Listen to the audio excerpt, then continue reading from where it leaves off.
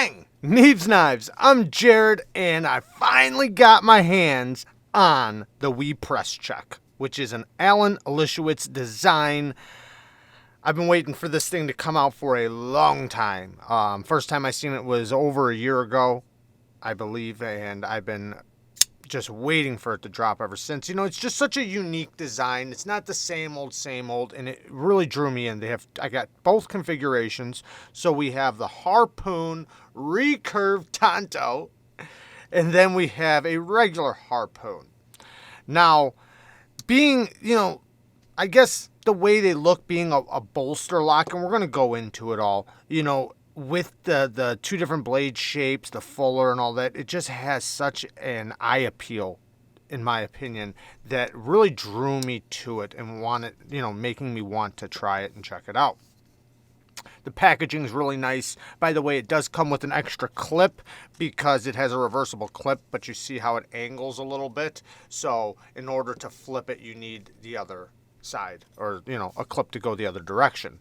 Now, the action, let's get into the material. We'll get into the action, then we'll go into the material. So the flipper tab, it is super comfortable. I just opened them up. They're not broken in yet. The detent is very solid, but man, this is a very comfortable flipper tab.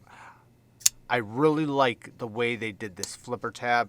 The jimping, the position, you can push button it or light switch it. Both are equally as comfortable, very smooth on the drop. But there's just something to when a flipper tab gives you a comfortable placement for your finger, where it's not pokey, it's not sharp, it's just perfection. Now, it is smaller than I thought. This knife is a lot smaller than I thought. I thought it was going to be a bigger knife. But going back to the action, you have the fuller, right, which is not sharp at all. The fuller is not sharp.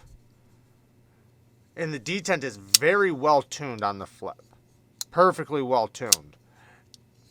Then you have the reverse flick. Now, if the detent is too strong up here towards the top when you reverse flick it, then you can always position yourself lower on the fuller to get more leverage. The detent will be a little lighter down here than it is up here when you flick it.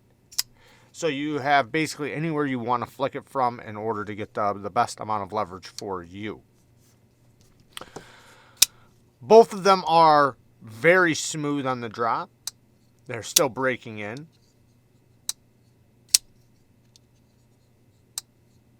Both of them have great detents. This one's a little tiny bit stronger, but both of them are great. And it might just be a breaking in thing. Both of them are solid though. Now the thumb flick is a little slippery, but I can still pull it off. This one has a little bit stronger of a detent, but I can still get it. It's just, you'd primarily just reverse flick it. The fuller, you can slow roll it.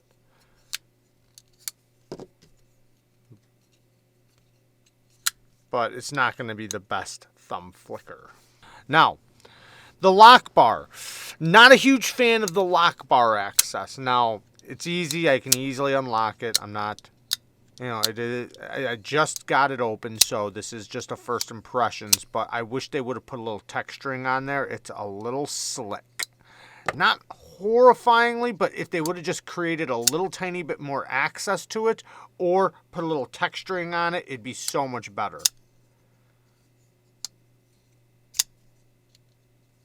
Now, it does have 20 CV, and it is an Alan Olishewitz design.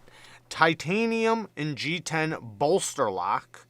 And you can see the multicolored G10 with the titanium. Then the back spacer and clip are both titanium, but the back spacer has this glass breaker / attitude adjuster on the back.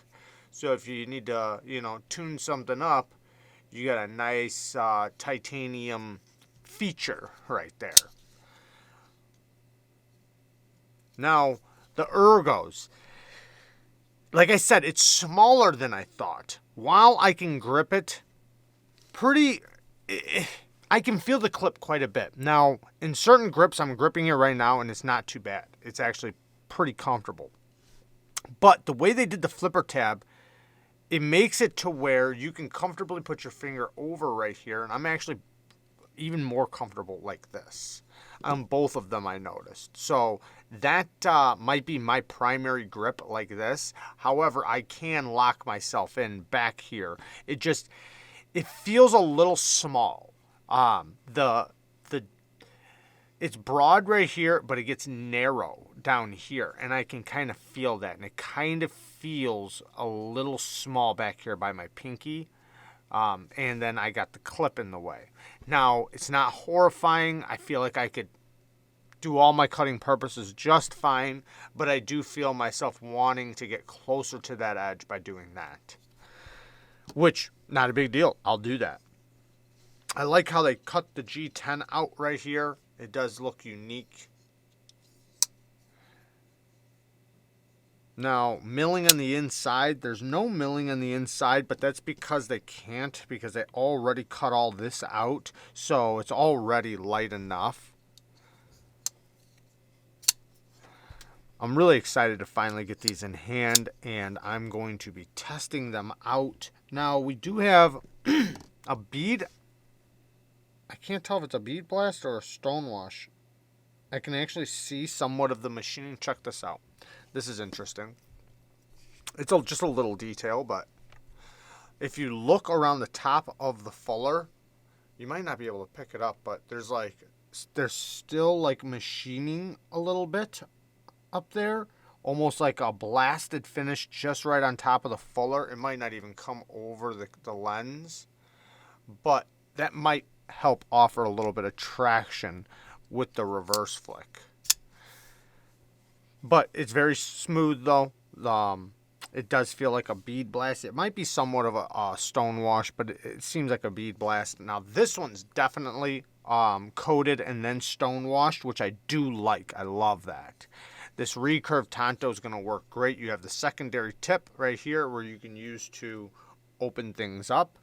Then you have a recurve here for when you are cutting and slicing. You can trap materials into this section right here and get longer passes through a cut without the blade slipping out, right? Because it'll trap itself into this edge. The geometry, not the thinnest. It's a little thicker than I would prefer, especially on this one. This one feels a little thinner, actually. It could be just an illusion, but I wish it was a little thinner. That would be nice, but it's not horrible. It feels like it'll cut just fine, especially if I lay back the angle a little bit. Edges feel decent for a factory edge. Yeah, they feel fine. Choils. This one's better than this one just because of they gave you a little bit more meat to sharpen off. This one's a little smaller, but they gave you still a little something to sharpen off, which is good. That's what I like to see. I like to see the ability to lay back the angle and remove steel if I need to resharpen or if I want to change the angle. Now it does have a G10 pivot collar, which is a nice little touch. Now, the original one I seen with this one was, I think, red. Yeah, you see how this one's blue? This one was red. So that's how I originally saw this. I'm not sure if they still have that version or not, or how many versions they're going to do. I'm not positive, meaning like different color configurations. It looks like T8 hardware all the way around except for the actual clip. The replaced hardware on this side is T8, but this is T6 on the actual clip itself. Now, whether or not they should have put a plate down here to cover these two screws, I don't know. I still think it looks cool. I don't mind hardware, though. I actually like the look of hardware in most cases. Yeah, this is going to be fun to test out. 20 CV, I think we, of all companies, out of production companies, especially, man, this one's got such a good detent. I think we does the best job so far. We and React, they do a great job with their, especially in 2022. Now, I'm not speaking about the older stuff or anything like that. You know, a lot of companies have came a long way with 20CV and M390, and we is one of them. As of recently, you know, I sharpen a lot of their 20CV and stuff, a lot of all their steels, and they're doing a decent job with it. Better than most, which I like to see, because, you know, we're paying for premium knives. We're paying for premium knives, so at the very least, we should get premium quality heat treats. You know, that's what we're paying for. You know, we're paying for it to be superior to other knives. Now, if it has the same heat treat with just different handle materials, to me that doesn't justify the price as much as giving me a good quality grind and a good quality heat treat, which is the most important when we're talking about sharpening, use, cutting, edge retention, all that good stuff. Which they you know, have been doing a pretty good job with it. So hopefully, you know, just like any company, they only try to progress and do better and better and better and better as they move along. Even though they're doing a good job now, it doesn't hurt to always try to improve that.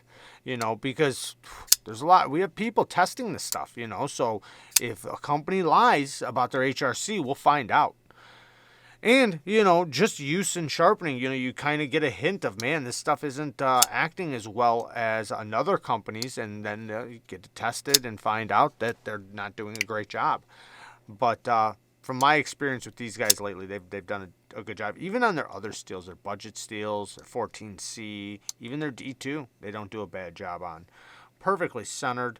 And you better get that perfectly centered because you have this peak. Anytime you do things like that on a knife design where you have a feature down here or a position where it has the ability to, it stands out. If the knife is not perfectly centered, it will stand out when you have, you know, this type of thing going on down here that kind of centers the blade. Now there is only a groove at the very end of that. Grab a little light really quick.